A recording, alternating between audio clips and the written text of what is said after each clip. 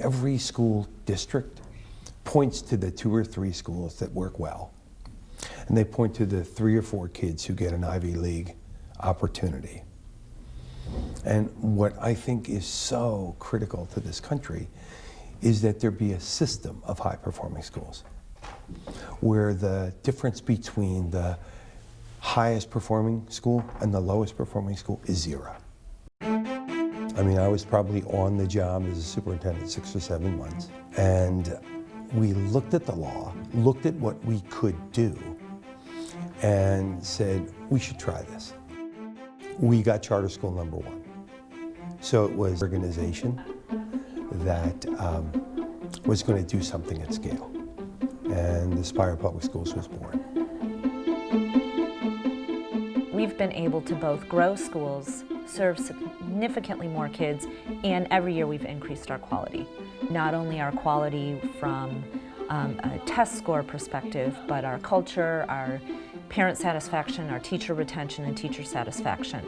So I think the fact that we've conquered both, had continued high quality, and a pretty serious growth is what has made us successful. One of my favorite things about Aspire and about Don is that he used to be a teacher, and that translates into everything that he says and all of his expectations. That's what's most impressed me about him, is that he stays true to his beliefs, and he really takes us into consideration and really listens. People around you can tell you, my fiance can tell me, my friends can tell me, it's not the same. When Don tells you why you're doing this, you understand it, and he really, he's extremely motivating. He takes you under his wing, more or less, and he really takes a personal stake in the lives of our students and of the teachers and staff as well. So it wasn't that I thought every charter school was going to be successful. It's that I believe that people actually had the chance to try.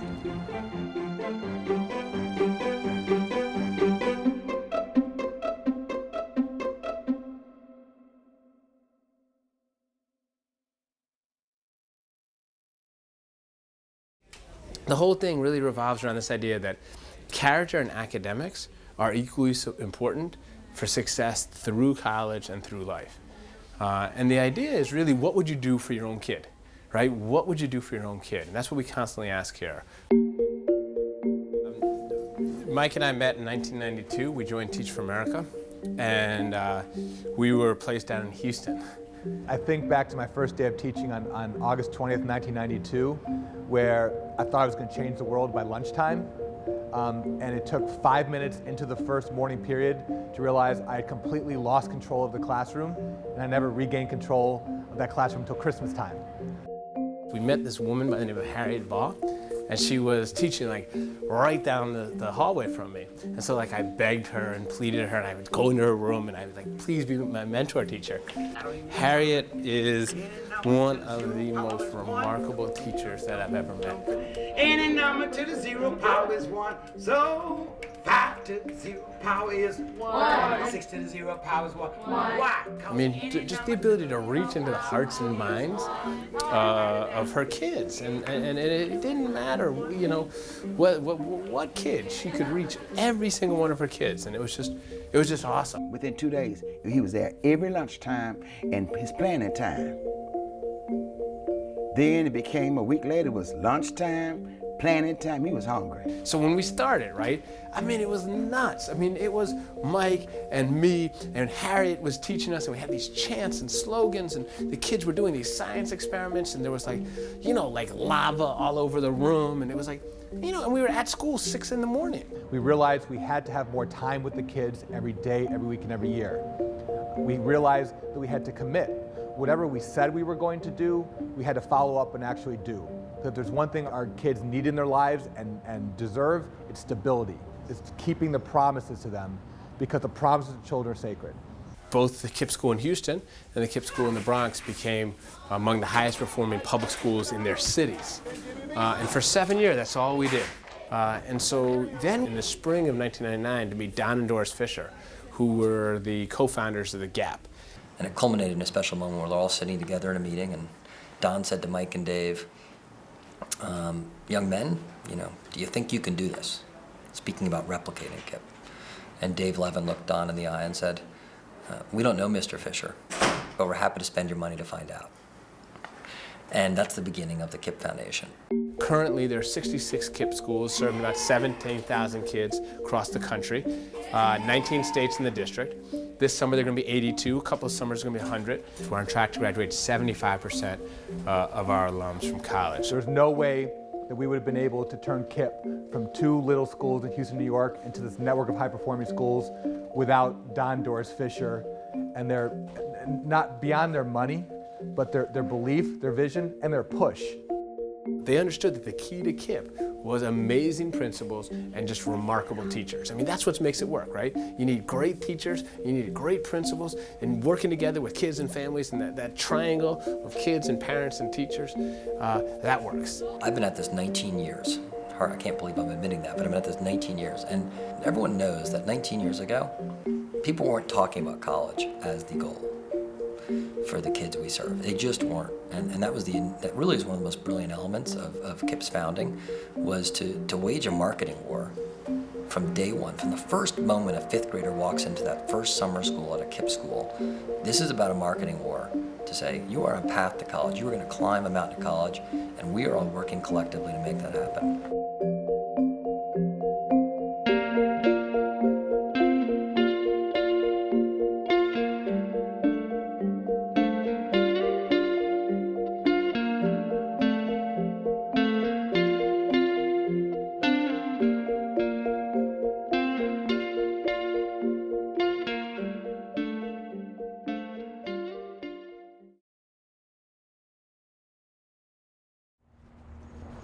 The school that I've worked in the longest was very, very well run, with an excellent principal, a principal who understood that everybody didn't have to do everything the same way, and that if you were effective with what you did, that was the bottom line. Tell me what you want to do, tell me how you want to do it, and then show me that it's working. And that's kind of what the charter concept is. She's thought upon highly as being one of the premier minds in charter school movement. She's not a politician. She's not a business person. She's a teacher by trade. So I think she looks at each of her schools. She looks at this movement as a child, in a sense. And so she's basically trying to raise a movement and raise a child. Not only did Josephine Baker come as a teacher, but she's a native Washingtonian, went to DCPS schools, her kids went to DCPS schools. So at the heart of it, she really cares about the city. She has so many connections to so many people in the city in key places because she either taught their children, or she taught them, or she's been at the same church with them. So she's been able to get into conversations and into otherwise closed doors that other charter school advocates haven't been able to get into. They've at least had the respect of giving her the opportunity to be heard. And I think that's been a tremendous asset to the charter school movement over this whole time. Being a charter authorizer, we don't actually teach children, obviously, but we try to provide the support system to those who are actually delivering instruction and for those that are administering buildings in which the instruction is being delivered. The DC Public Charter School Board began in 1997 with not even a blueprint as to how to go about doing this authorizing, and has diligently, from its original board to the present board, set some standards and values about what it means to be a good authorizer. She's a tough cookie. Teaching for many years will do that, and she's also very clear about what kids need. The public charter schools could not exist without the Public Charter School Board and Joe's organization. I mean, when we look at accountability, we look at program review, we look at the implementation process, we look at finances review. Basically 1/3 of the children from the District of Columbia are in the public charter school system. And I think what really attracts parents and those students is because it is a viable alternative to public education.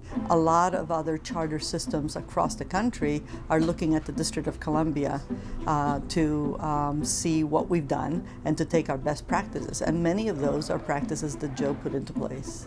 The overriding value in all of this that she emphasizes to us all the time and drives our work is what is in the best interest of the students. It's all about the students, it's all about quality outcomes, and that supersedes adults, institutions, and most everything else. This is going to work for the betterment of children. It's not about adults getting to do something so that they can say, see what I did. It's about adults providing something so the children grow.